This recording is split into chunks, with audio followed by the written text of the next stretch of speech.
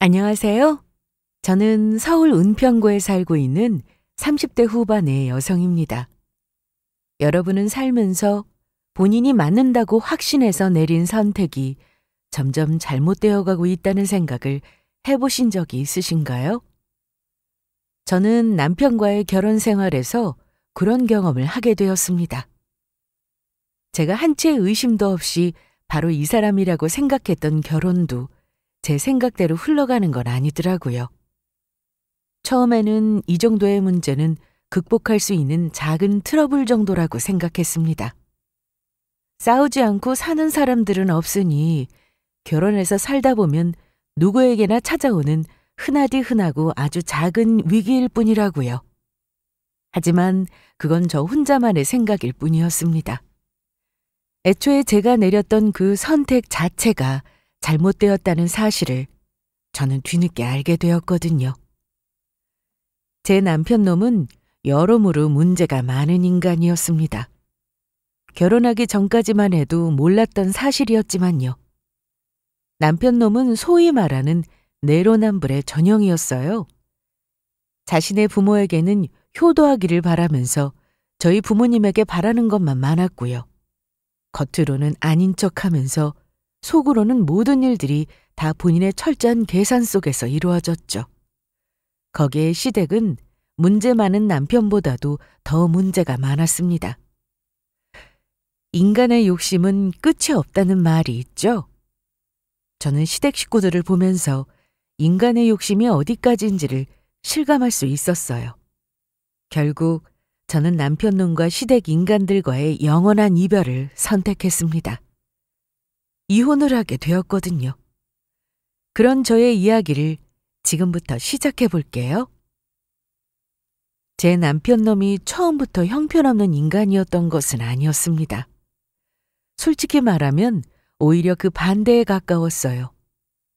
제가 지금까지 만나왔던 그 어떤 남자들보다도 괜찮은 사람이었거든요. 생각해보면 그랬던 사람이었으니 저희가 결혼까지 하게 되었던 거겠지만요. 저는 남편과 학교 선배의 소개를 통해서 만나게 되었습니다.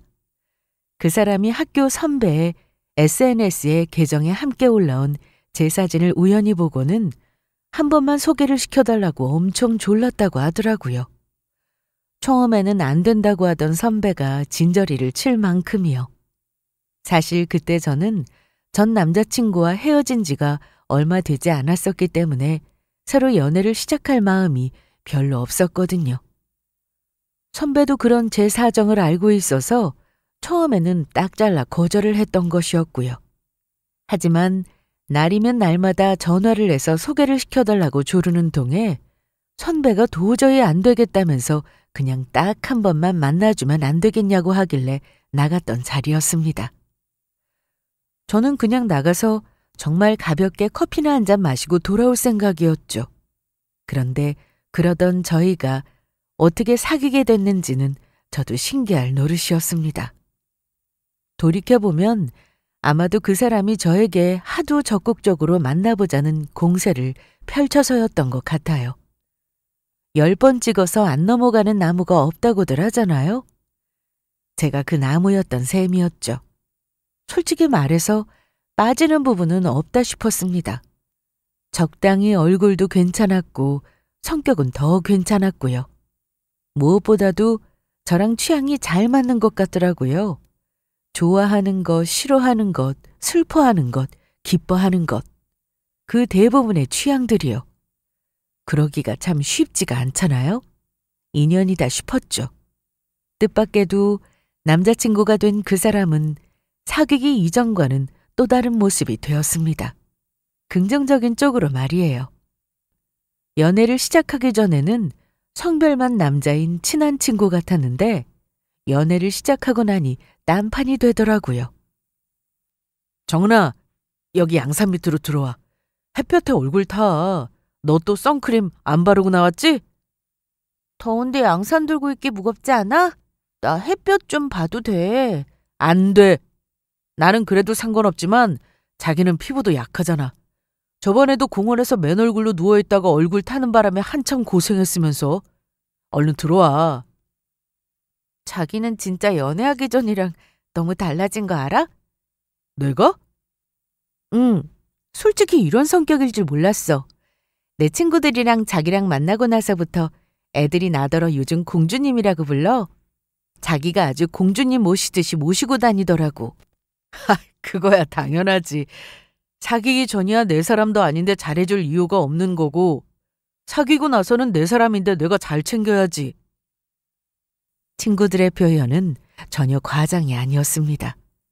남자친구는 저를 거의 공주님 내지는 아기 돌보듯이 하나부터 열까지 다 챙겨주고는 했거든요. 저는 생리통이 꽤나 심한 편이었는데 그럴 때마다 남자친구는 집에서 푹 쉬라면서 제 자취방으로 죽과 초콜릿 같은 제가 좋아하는 간식들을 배달해주고는 했습니다. 환절기마다 감기에 걸리는 편이면서 예쁜 옷을 입겠다고 코트도 안 걸치고 덜덜 떨고 있는 저를 보면 한숨을 쉬면서 자기 겉옷을 벗어주기도 했고요. 혹시라도 제가 야근을 하거나 회식이 있는 날이면 잠도 자지 않고 저를 기다리면서 데리러 오고는 했어요. 피치 못할 사정으로 데리러 오지 못하는 날에는 무조건 제가 집에 들어가는 걸 끝까지 확인하고 나서야 잠이 들고는 했고요. 주변의 친구들은 그런 저희를 보면서 남자친구가 저를 너무 좋아하는 것 같다는 이야기를 자주 했습니다. 하지만 그건 사실이 아니었어요. 남자친구가 저를 좋아하는 것보다 제가 훨씬 더 그 사람을 많이 좋아했거든요. 얼핏 보기에는 그 반대인 것처럼 보였겠지만요. 그리고 그 사실은 저희가 결혼할 때 여실히 드러났습니다. 남자친구 집에 결혼 허락을 받기 위해서 처음으로 방문했던 날, 제가 들었던 이야기가 바로 이것이었거든요. 아가씨한테는 조금 미안한 소리이기는 한데 솔직히 이 결혼이 내 눈에 차는 건 아니에요. 네? 내 자식이라서 하는 소리가 아니라 객관적으로 봐도 우리 건우가 누구한테 대봐도 빠지는 편이 아니잖아요? 얼굴도 연예인처럼 잘생겼지, 거기다 키도 저렇게 크지, 성격도 좋은데 심지어 돈까지 잘 벌잖아? 이렇게 다 갖추기가 쉽지도 않은데 다 갖췄어 얘가. 저를 보자마자 하신 예비 시어머니의 그 말씀에 저는 그 자리에서 어색하게 웃을 수밖에 없었습니다. 정말 뭐라고 할 말이 없더라고요. 남자친구가 나름 괜찮은 사람인 건 맞지만 예비 시어머니가 말씀하시는 것처럼 연예인처럼 잘생겼다거나 하는 정도는 아니었거든요. 뭐 부모 눈에는 자기 자식이 제일 잘난 게 당연할 테니 그 점은 넘어간다고 치더라도요. 그런데 그렇다고는 해도 저 역시 어디 나가서 빠지는 편은 아니었습니다. 예비 시어머니의 논리대로라면요. 저희 부모님에게는 저 역시 세상에 어디 내놔도 빠지지 않은 자랑스러운 딸이었으니까요. 솔직히 나는 우리 집 며느리감으로 최소한 비슷한 사람이 들어오길 바랬는데. 어머니! 왜 너 전에 만났던 여자친구 이름 뭐더라? 그래 맞다, 수정이. 걔가 교사라서 직업도 좋고 얼굴도 예쁘고 응? 키도 크고 그랬잖아. 상관없는 사람 이야기를 여기서 왜 꺼내고 그러세요? 다 지난 이야기를. 아니, 말이 그렇다는 거지. 이 아가씨도 뭐 그럭저럭 이름은 들어본 회사에 다닌다니 그렇게 빠지는 조건은 아니기는 한데 그래도 교사만큼 안정적이지는 못하잖니? 회사는 뭐 언제 잘릴지도 모른다던데. 이야기는 거기서 끝이 아니었어요. 이어서 줄줄이 나오는 남자친구의 전 여자친구들 이름에 저는 정신이 혼미해지는 것만 같았습니다. 제가 지금 여기서 무슨 소리를 듣고 있는 건가 싶더라고요. 제 직업 후려치기와 전 여자친구들과의 직업 비교는 덤이었고요. 남자친구는 세무사였습니다. 아들이 전문직이라는 자부심이 아들보다 예비 시어머니가 더 심하신 것 같더라고요. 남자친구는 여태껏 만나오면서 제 앞에서 자기 직업이 어쩌고 하는 이야기를 단 한 번도 꺼낸 적이 없었거든요. 말이 전문직이지 그냥 이것도 회사 영업직이나 마찬가지야 라는 소리를 하면서 농담이나 했을 뿐이었고요. 그래, 그때까지만 해도 더 좋은 혼처를 바랐던 부모의 아쉬운 심정으로 이해할 수는 있었습니다. 어차피 시부모와 하는 결혼이 아니라 남자친구와 제가 하는 결혼이었으니까요. 그날 인사를 마치고 나오면서 남자친구가 저한테 정말 너무 미안하다는 말로 대신 사과하기도 했고요. 하지만 정작 그건 문제도 아니었어요. 시어머니의 반대 같지 않은 반대를 무릅쓰고 결혼을 하고 났더니 시댁에 그것보다 더 심각한 문제가 있다는 사실을 알게 되었거든요. 집에 갖고 있는 빚이 있다고? 어쩌다가? 그게 예전에 아버지가 친한 고향 친구분 사업 빚보증을 잘못 써시는 바람에 그때 그렇게 됐어. 그것 때문에 아주 집이 뒤집어지고 난리도 아니었어. 아니, 그래서 매달 얼마를 갖고 계신 건데? 빚은 얼마나 남았고? 다행히 당시에 시부모님의 집은 시어머니의 명의로 되어 있었다고 하더라고요. 그게 아니었으면 이 집까지 넘어갈 뻔했었다고요. 난리가 났지만 이미 벌어진 일인데 시아버지를 뒤늦게 탓하고 원망해봐야 돌이킬 수도 없는 것이었고요. 그것 때문에 시부모님은 매달 100만 원씩을 아직도 갖고 있으시다고 하더라고요. 정말 생각지도 못했던 이야기였습니다. 저희 시부모님은 시장에서 아주 작은 과일 가게를 하고 계셨어요. 매일 새벽같이 나가서 일을 하시는데 고생만 하지 정작 손에 남는 돈은 얼마 되지 않는다고 들었거든요. 빈 이야기를 몰랐을 때만 해도 저는 시부모님이 아직까지도 일을 하시는 이유가 궁금했었습니다. 저를 볼 때마다 허리에 다리에 안 아픈 데가 없다고 하시는데 얼마 되지 않는 돈 버느라 고생하시느니 그냥 집에서 편하게 쉬시는 게 더 낫지 않나 싶었거든요. 그런데 알고 보니 그게 다 이유가 있었던 것이었죠. 아직도 남은 빚을 갚아야 했으니까요. 남편이 작정하고 숨긴 건 아니었겠지만 결혼하고 나서 이 이야기를 듣고 나니 속으로 조금 황당하더라고요. 부족할 것 없이 잘난 아들을 미치는 결혼을 시키는 것처럼 아깝다고 노래를 불렀는데 사실은 온 식구들이 그동안 남편 하나만 보고 살았다는 사실이요. 과일 가게는 사실상 시어머니 혼자서 하시고 시아버지는 놀면서 무거운 짐이나 나르는 수준이었거든요. 허리가 안 좋으셔서 나가서 다른 일을 구할 생각도 없어 보이셨고요. 거기다 하나 있는 남편의 누나는 제대로 된 직장도 없이 간신히 입에 풀칠이나 하고 사는 정도였습니다. 결혼 전에는 어디 회사를 다니고 있다고 들었었는데 결혼 후에 알고 보니 그게 1년짜리 계약직으로 아르바이트나 다름없는 일이었더라고요. 특별한 기술이 필요한 것도 아니니 많은 돈을 줄 리도 없었고 그렇다고 그게 경력이 쌓이는 일도 아니었고요. 그냥 최저시급에 가까운 돈을 받고 일을 하면서 야근에 시달리다가 힘들다면서 그 1년도 제대로 못 채우고 회사를 관두고 나왔었고요. 회사를 나온 뒤로는 또 다른 일자리를 알아보고 있다는데 제대로 된 일을 구하는 게 힘든 모양이더라고요. 이래저래 결혼을 하고 난 직후에 알게 된 사실들은 충격의 연속이었습니다.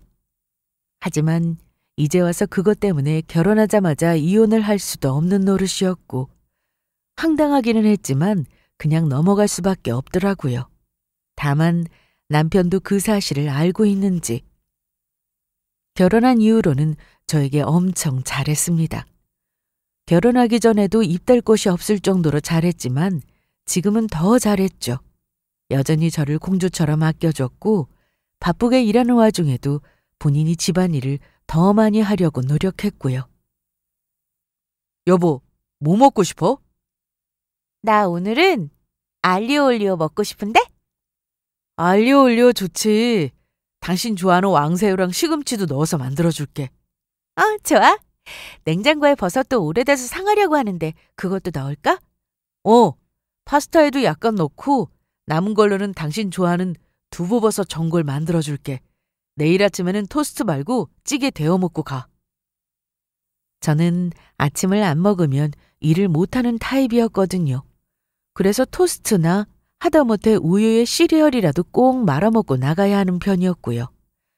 남편은 제가 맨날 빵만 먹고 다니는 게 신경 쓰인다면서 일주일 한두 번 정도는 꼬박꼬박 아침거리를 만들어주고는 했어요. 남편은 요리도 저보다 잘하는 편이었고 살림도 잘했습니다. 주말이면 함께 마트에 가서 장도 보고 남편이 제가 먹고 싶다고 하는 음식을 만들어주는 게 저희의 일상이었어요. 적어도 집안일을 분담하는 문제라거나 함께 살면서 청소를 누가 하니 안 하니 같은 문제들로는 전혀 싸울 일이 없었죠. 하지만 정작 저희가 싸우게 될 문제는 따로 있었습니다. 연애를 할 때는 부모님 이야기를 잘 하지 않아서 미처 몰랐었는데 알고 보니 남편이 하늘이 내린 효자였다는 사실이었어요. 제가 시부모님에게 효도하기를 엄청 바라더라고요. 토요일 아침은 꼭 우리 집에서 먹었으면 좋겠어. 우리 집? 시댁에 가자는 이야기야? 어릴 때부터 다 같이 모여서 밥 먹는 게 우리 집 전통이었거든. 부모님도 일주일에 꼭 밥 한 끼 정도는 얼굴 마주보면서 먹었으면 좋겠다고 하시고, 그래서 여동생이랑 나랑도 대학 가고 자취할 때도 매주 토요일은 꼭 집에 들러서 아침을 같이 먹었어. 아니, 그래도 어떻게 매주를 가? 나도 일이 있을 수도 있고. 말이 그렇다는 거지. 반드시 매주 가야 한다는 건 아니야. 당연히 다른 일 있으면 그 일부터 봐야지. 남편은 당연히 무조건 가야 하는 건 아니라면서 고개를 저었습니다. 그냥 식구들끼리 밥 한 끼 먹는다고 가볍게 생각하면 된다고 하면서요. 그런 일정이 있다는 전제 자체가 부담스럽다는 걸 이해를 못 하더라고요. 저는 처음에는 남편이 가볍게 말을 한 것처럼 대수롭지 않게 생각을 했어요. 그래서 일단은 최대한 맞춰보겠다고 대답을 했고, 그것도 몇 번 가다가 말 일이라고 생각을 했습니다.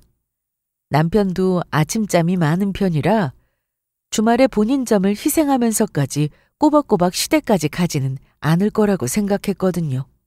저희 신혼집이 시댁에서는 조금 거리가 있기도 했고요. 그런데 이게 웬걸요? 그 아침잠 많던 남편이 본인 집에 가는 일이라면 잠을 이겨낼 수도 있다는 사실을 저는 처음 알았습니다. 게다가 그게 다가 아니었어요. 나 이번 주는 시댁에 못 가니까 당신 혼자 다녀와. 내일 친구들 만나기로 했어. 몇 시에 모기로 했는데? 12시에. 같이 점심 먹기로 했어. 그럼 아침 먹고 가면 되잖아.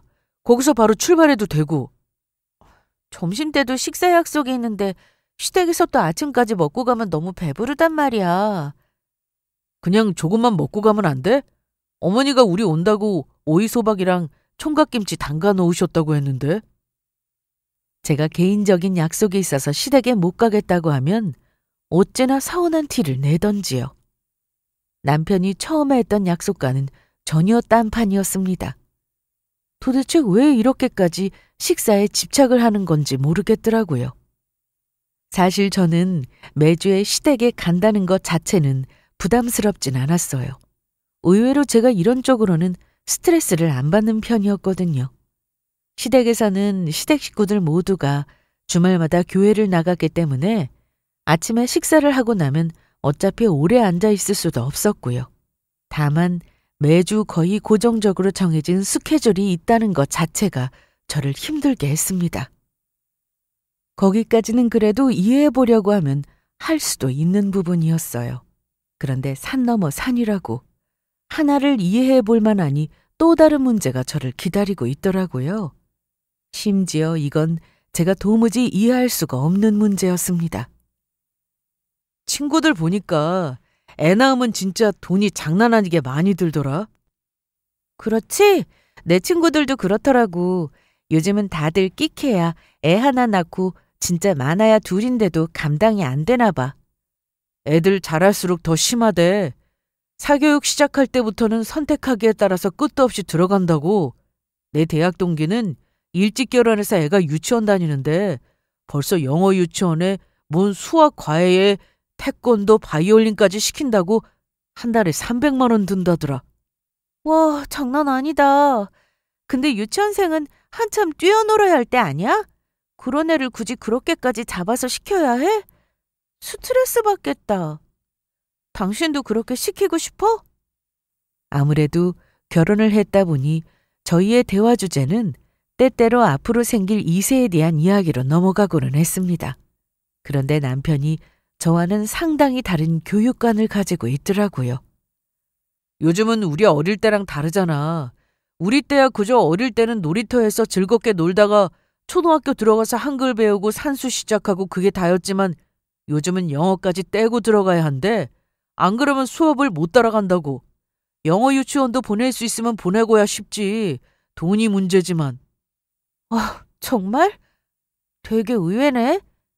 난 사실 거기에 대해서 깊게 생각해 본 적은 없어서 나중에 우리 아기 생기면 다시 진지하게 이야기해 봐야겠다. 그치? 그러자 남편이 뜻밖의 이야기를 했습니다. 우리가 진지하게 이야기하면 뭐래. 그렇다고 학원비가 나오는 것도 아닌데. 그럼? 그런 건 외할아버지, 외할머니랑 의논해야지. 우리 애 학원비 내주실 분들인데. 우리 집에서 학원비를 내준다고? 그게 무슨 말이야? 아니, 요즘에는 증여세 때문에도 그렇고 주변에 보통 자식 낳으면 학원비는 외할아버지가 다 내주시더라고. 그 말에 저는 조금 어이가 없어져서 되물었습니다. 그런데 그걸 왜 꼭 외할아버지가 내주시는 거야? 친할아버지는 어딜 가고? 돈이 있으면 친가든 외가든 뭐 그게 중요하겠어? 그런데 우리 형편은 다르지. 우리 부모님은 처갓집이랑 다르게 돈이 없으시잖아. 없는 살림에 나 키우느라 고생하셨고. 우리 부모님도 나 키우느라 고생 많이 하셨어. 그리고 난 우리의 사교육비를 부모님한테 내달라고 할 생각도 전혀 없고. 양가 부모님한테 손 안 벌리기로 살기로 했잖아, 우리. 그렇기는 한데. 그건 우리 이야기고 우리 애는 도움 받을 수 있으면 받는 게 좋잖아. 제가 점점 느끼고 있는 남편의 문제는 이것이었습니다. 다 괜찮았는데 이렇게 돈 문제와 관련해서만 계산적이고 약삭빠르게 행동하는 모습이었죠. 그것도 시댁과 친정을 전혀 다른 기준에 두고서 말이에요. 결혼할 때 저희는 각자의 부모님께 도움을 받지 않고 살기로 약속을 한 상태였습니다. 그건 남편이 먼저 제안한 것이었어요. 시댁에서는 도와줄 돈이 없고 본인도 원하지 않으니 저도 바라지 말라고요. 대신에 본인도 저희 집에 아무것도 바라지 않겠다고 했었죠. 둘 다 맞벌이로 일을 하고 있었고 큰 욕심만 부리지 않으면 저희는 저희 힘으로 먹고 사는데 전혀 지장이 없었으니까요. 그런데 그때 그 약속과는 다르게 남편은 점점 말이 달라지기 시작했습니다. 돈 들어갈 일이 생기거나 그럴 계획이 생기면 은근히 저희 부모님이 도와주시기를 바라더라고요. 딱 지금처럼요. 본인 부모님 돈은 본인 부모님 돈이고 저희 부모님 돈은 저희가 급할 때면 당연히 끌어다 쓸 수 있는 은행처럼 굴더라고요. 더 어이가 없었던 건 시부모님의 태도였습니다. 솔직히 너희는 복 받은 거야. 네? 복이요? 그래. 우리는 자식한테 손 한 번 안 벌리잖니? 밖에 나가봐라. 자식 키워놓고 뽕 뽑아 먹으려고 하는 부모들이 천지판국에 우리 같은 부모가 어디 많은지. 우리가 용돈을 달라고 하기를 해. 병원비를 내달라고 하기를 해. 시부모님은 자식들에게 손을 안 벌린다는 사실을 엄청 대단한 것처럼 말씀하시고는 했습니다. 용돈을 안 드리는 건 저희 친정 부모님께도 마찬가지였는데 말이에요. 심지어 그 말씀을 어찌나 자주 하시는지 이게 사실은 용돈을 달라고 말씀하시는 건가 싶은 생각이 들 정도였습니다. 거기다 더 어이가 없었던 건 시부모님의 말과 행동이 앞뒤로 달랐다는 점이었어요. 나중에 알고 보니 남편이 저 몰래 시어머니께 용돈을 드리고 있었더라고요. 뭐야 이게? 당신 나 몰래 부모님한테 용돈 드리고 있었어? 아, 그게 용돈이 아니라 어머니가 요즘 치과 치료 받으러 다니시는데 돈이 너무 많이 나온다고 치과에 안 가겠다고 하시지 뭐야. 하는 수 없이 내가 병원비 좀 지원해 드릴 테니까 계속 다니시라고 설득하다가 그렇게 됐어. 많이 드린 건 아니야. 아니, 액수가 중요한 게 아니잖아.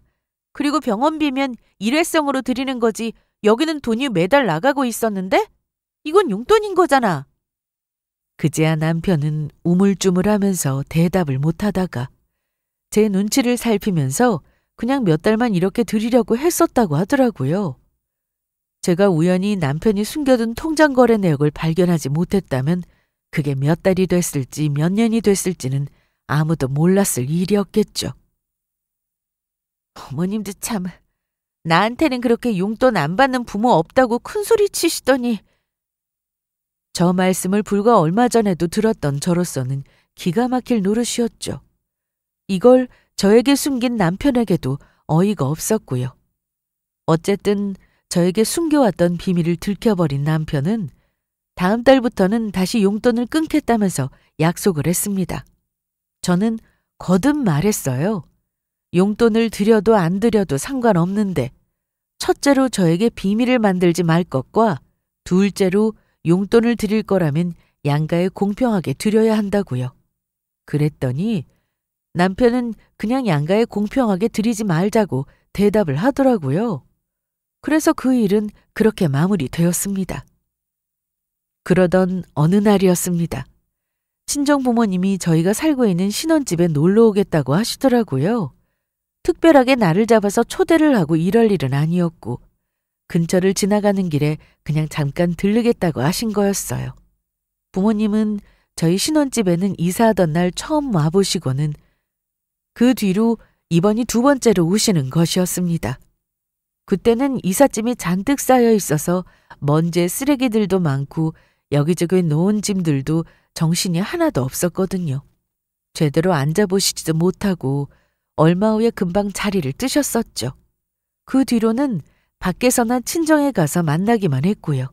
그러니 집이 정리된 이후로는 처음 와보시는 것이었어요. 그런데 벨소리에 문을 열어드렸더니 들어오시는 부모님 표정이 심상치가 않으시더라고요. 저는 날씨가 더워서 오는 길에 지치셨나 하고 대수롭지 않게 생각했었고요. 그런데 그게 아니었습니다. 어머, 얘 청은아, 저기 싱크대 옆에 기어가는 거 저거 바퀴벌레 아니니? 헉, 맞아요. 잠시만요. 여보, 당신이 가서 좀 잡아봐요. 알았어. 정훈아, 이리 나와봐. 아빠가 잡아줄게.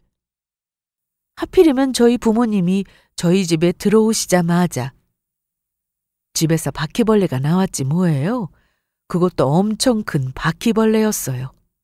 사실 집에 벌레가 나온다는 게 놀랄 만한 일은 아니었습니다. 저희 신혼집은 벌써 지은 지가 몇십 년이나 된 아주 오래된 빌라였거든요.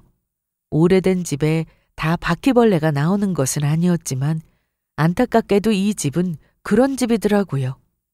남편은 2년 전에 세무사 사무소를 개업하느라 돈을 많이 쓴 상태였습니다. 저와 연애를 하던 시절이었죠. 다시 대출을 내고 신혼집에 들어갈까 했지만 계속 빚이 쌓여가는 게 너무 부담스럽더라고요. 그래서 남편과 상의한 끝에 남편 회사가 자리를 잡을 때까지만 당분간 빌라 전세로 살기로 했고요. 대충 2, 3년 정도만 더 지나면 회사도 자리를 잡고 어느 정도 또 돈도 모였을 테니 대출을 약간 받아서 새 아파트로 이사를 가면 되겠다 싶었죠. 그런데 제가 간과했던 사실이 하나 있더라고요. 그건 제가 이런 오래된 빌라에서 살아본 적이 없었다는 사실이었습니다. 저는 사실 그동안 신축 오피스텔과 신축 아파트로만 옮겨 다니면서 살았거든요. 오래됐다고 해도 어느 정도 인테리어를 하고 들어왔고 빌라라고 해도 뭐가 그렇게 다를까 싶었는데 그건 저의 착각이었습니다. 경비실이 없어서 그런지 아래층에는 도둑이 든 적도 있었다고 했고 공동으로 사용하는 구역도 하나도 관리가 안 되더라고요. 주차장은 둘째치고 특히나 쓰레기장이며 분리수거장은 거의 방치된 상태나 마찬가지였습니다. 벌레도 너무 많이 나왔어요. 매일 보이는 바퀴벌레는 그냥 예사일 정도로요. 이게 우리 집만 깨끗이 치운다고 되는 일이 아니더라고요. 방역업체도 불렀었는데 이웃집에서 들어오는 거면 소용이 없다고 하고 오래된 집이라 어쩔 수가 없대요. 그래도 그렇지. 저렇게 벌레가 나오는데 어떻게 살아? 면역도 약한 애가 병이라도 걸리면 어쩌려고. 안 그래도 친정 부모님은 빌라로 들어오시던 와중에 이미 쓰레기장에 산더미처럼 쌓여있는 쓰레기들을 목격하고 들어오신 거라고 하더라고요. 저희 빌라에 사는 사람들이 돈을 모아서 주기적으로 청소업체가 오기는 하는데 그래도 관리업체가 있는 것만큼 깨끗하게 관리되지는 않았거든요. 어쨌든 그날의 방문으로 친정 부모님은 아주 학을 떼고 돌아가셨습니다.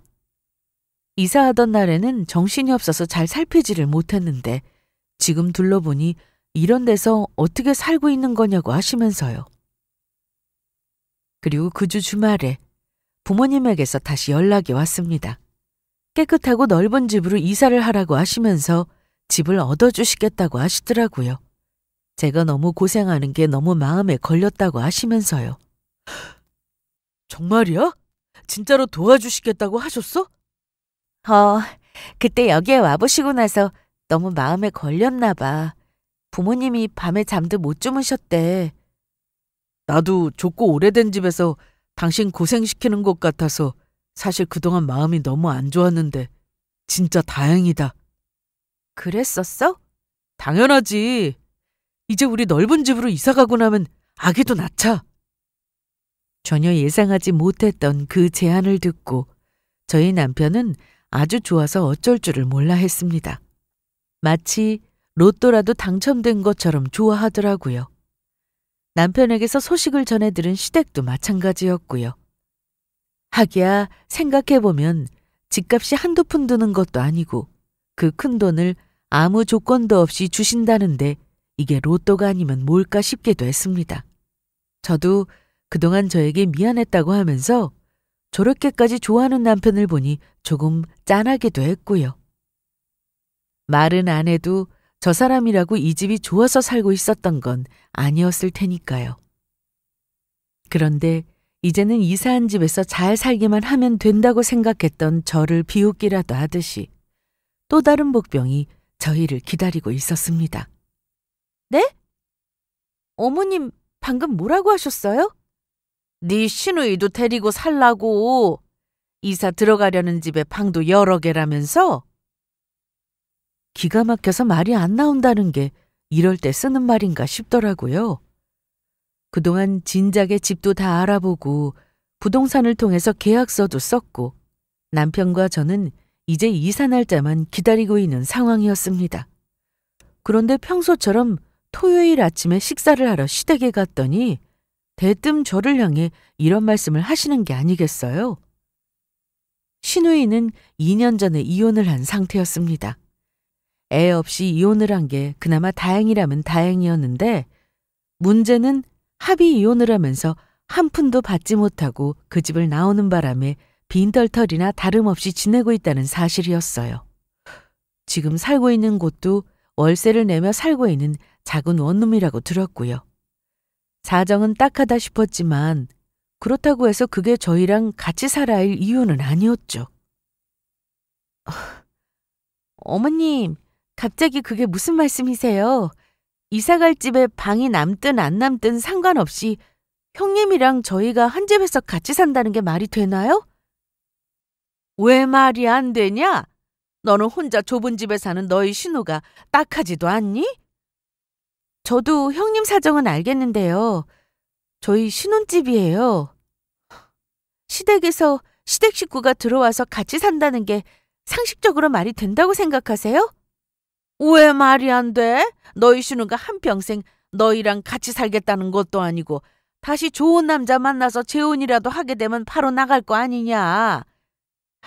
그때까지만 좀 같이 있으라는데 그렇게 싫을 건 또 뭐냐? 진짜 말이 안 통하더라고요. 저는 벽과 대화하는 기분을 느끼면서 남편을 돌아보았습니다. 뭐라고 말이라도 좀 해보라고요. 그런데 남편의 반응은 더 어이가 없었습니다. 난감한 얼굴로 저희를 쳐다보고 있던 남편은 머뭇거리면서 대답했어요. 당분간만 좀 같이 사는 건 어때? 누나는 어차피 아침에 나가서 밤에 들어올 거야. 집에 잘 있는 시간도 없을 거고. 그래, 내가 월세 내고 청소도 할게. 가끔씩 밥도 할 거고. 조카라도 태어나면 내가 봐주기도 하고. 얼마나 좋아? 저는 남편의 대답을 듣자마자 하마터면 욕이 튀어나올 뻔했습니다. 이제 보니까 저 빼고 이 집 식구들끼리 다 미리 이야기가 된 모양이더라고요. 더 말을 섞을 필요도 없겠다 싶어서 저는 딱 잘라 말했어요.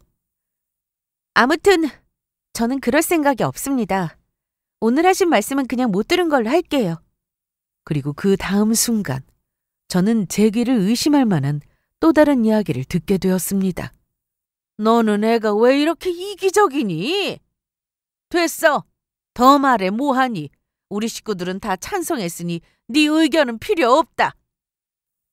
저는 하마터면 제가 잘못 들은 줄로만 알았어요. 그럴 만도 했죠. 우리 부모님이 사주시는 내 신혼집에 시누이가 들어와서 살 생각인데 거기서 제 의견은 필요 없다는 말을 일반적인 상식이 있는 사람이 할 소리겠어요? 기가 막혀서 집으로 돌아오고 있는데 남편이 그러더라고요. 불편한 게 있을 수는 있어도 저만 조금 참고 양보하면 모두가 행복한데 왜 이렇게 양보를 모르냐고요. 그제서야 저는 깨달았습니다. 남편은 더 이상 내 사람이 아니었고 저는 이 사람의 가족도 뭣도 아니었다는 사실을요. 남편 놈에게는 너무나도 소중한 본인의 가족이 따로 있었습니다.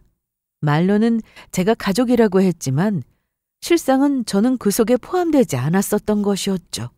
저는 이 모든 것을 되갚아줘야겠다는 생각이 들었습니다.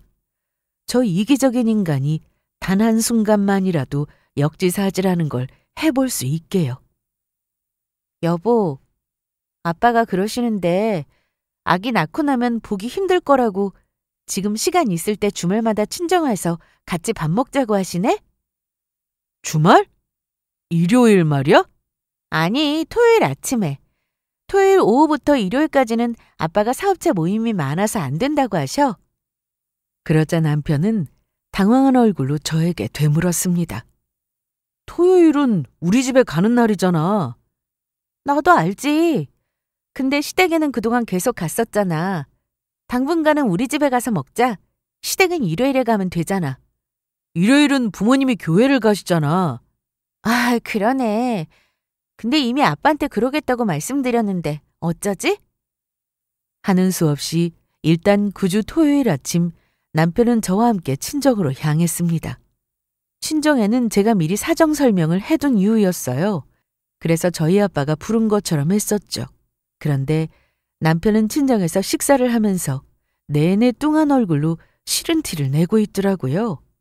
시댁에 가는 걸 뻔히 알면서 같은 날에 친정으로 불렀다는 불만의 표시였겠죠. 모르고 봐도 티가 날 정도였습니다. 다음 주에도 보자는 엄마의 말에는 아예 어색하게 웃기만 할 뿐 대답도 안 하더라고요. 집에 돌아오는 길에는 저한테 불만의 표시라도 하듯이 말도 없었고요.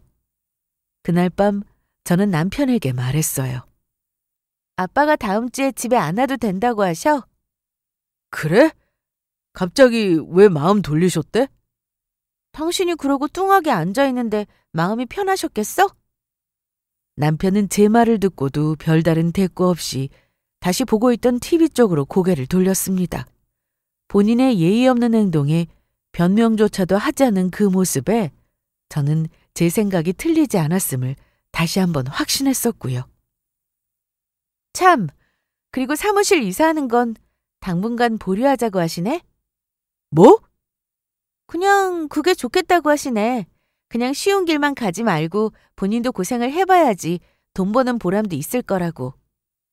그제서야 남편은 화들짝 놀라면서 TV를 끄고 제 쪽을 돌아보았습니다. 원래 남편은 그나마 임대료가 저렴한 곳에 들어가느라 본인이 원하는 자리에 사무실을 내지 못한 상태였어요. 그런데 세무사 사무실이 자리를 엄청 탄다고 하더라고요. 상식적으로 생각을 해봐도 그럴 만했죠. 그래서 계속 더 목이 좋은 자리로 이사를 나갈 생각을 하고 있었는데 마침 아빠 친한 친구분이 갖고 계시는 건물에 이번에 자리가 난다고 하더라고요. 그것도 남편이 원래 들어가고 싶어 했던 바로 그 동네였어요. 저희 아빠가 친구분께 말씀을 드려서 많이 저렴한 임대료에 옮길 수 있도록 해주겠다고 약속하셨고요. 놀란 남편에게서는 즉각적으로 반응이 나오더라고요. 내내 안절부절 못하면서 제 눈치를 살피던 남편놈은 이튿날 넌지시 저에게 말을 꺼냈습니다. 여보, 내가 우리 집에는 말을 다 해놨거든? 무슨 말? 이제 앞으로는 집에서 밥 못 먹게 됐으니까 우리 빼고 식사들 하시라고. 그러니까 우리는 주말마다 장인어른 댁 가서 아침 먹으면 될 것 같아. 당신이 우리 간다고 전화해서 잘 말씀드려. 당신 우리 집에 가는 거 싫다고 하지 않았어? 싫기는 내가 언제. 그리고 생각해보니까 당신 말이 맞더라고. 그동안 우리 집엔 자주 갔으니까 이제는 장인 장모님이랑도 같이 식사해야지. 안 그래? 남편은 하룻밤 사이에 아주 딴 사람이 되어 있었습니다. 하지만 여기서 끝낼 제가 아니었죠. 제 복수는 이제 시작에 불과했거든요. 저는 그간 시댁에서 했던 것처럼 수시로 집안 행사에 남편을 부르기 시작했습니다. 평일에는 친정 부모님 모시고 여기저기 병원에 갔고 주말에는 6시간씩 운전해서 시골에 있는 큰 집에 제사를 지내러 가기도 했어요. 이도 저도 없는 날에는 쇼핑하는데 짐꾼이라도 하라고 불렀고요. 남편은 운전기사도 하고 짐꾼도 했고 시골에서는 농사까지도 지었습니다. 제가 시댁에서 아침마다 요리도 하고 시어머니를 따라다니면서 수발도 다 들었던 것처럼요. 다른 게 있었다면 저희 친정에서는 그동안 사위는 100년 손님이라면서 남편이 손 하나 까딱 못하게 아껴줬다는 사실이었죠. 사무실에 교훈이 있었던 남편은 싫은 티도 못 내고 억지 웃음을 짓고 있더라고요. 그뿐만이 아니었어요. 정우야, 여기야. 처남? 갑자기 처남은 어쩐 일이야? 내가 불렀어. 당신이 쏠 거니까 와서 맛있는 것 좀 먹고 가라고. 얘 요즘 일하느라고 얼굴이 반쪽이 됐더라고. 괜찮지? 신우이가 수시로 저희 데이트에 끼었었던 것처럼 저는 수시로 제 남동생을 불렀습니다. 남편과 외식을 할 때도 같이 밥을 먹자고 불렀고 영화를 볼 때도 불렀어요. 심지어 여행을 갈 때도 같이 가자고 불렀습니다. 사실 그동안은 저희가 좋은 곳을 가고 맛있는 걸 먹을 때마다 은근슬쩍 신우이가 끼어서 저희와 함께 했던 적이 한두 번이 아니었거든요. 어이가 없어도 오죽했으면 이런 자리까지 따라와서 같이 먹을까 싶은 생각에 그냥 넘어갔던 적이 많았었고요. 그런데 어느 순간부터는 제 호의와 배려가 당연한 게 되어버리더라고요. 저는 못마땅한 얼굴로 앉아있는 남편에게 말했습니다. 생각해보니까 내가 너무 이기적이었던 것 같아. 어쨌든 결혼했으니 한 식구인데 너무 야박하게 굴었던 것 같아서 반성했어. 이사할 집에 방도 남아있으니까 우리 다 같이 살자. 정말이야? 누나랑 같이 살자고? 저는 반색하는 남편에게 태연하게 대답했습니다.